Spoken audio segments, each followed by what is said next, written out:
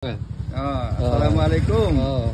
Saya nama Ramadan. Oh. Saya beranak di sini. Jadi orang Siam tetapi nenek moyang dari bahagian selatan.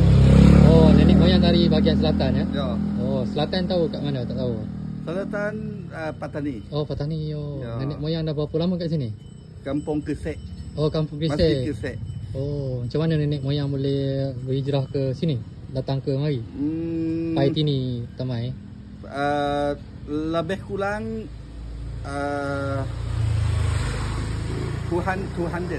Oh, 200 Ya, tahun lepas. Oh, Song Loi Pi. Ya. Oh. Jadi boleh cakap Melayu? Boleh tetapi sekarang lupa banyak lah. Oh, ni ya. Tidak ada orang bercakap dengan saya di sini. Oh, iyalah.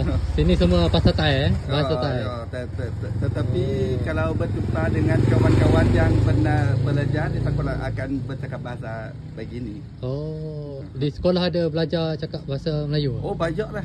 Di Bangkok? Di Kelantan? Di Bangkok banyak. Oh. Ada juga Melayu, kan? Jawi. Jawi. Oh, lisan Jawi. Oh, okey.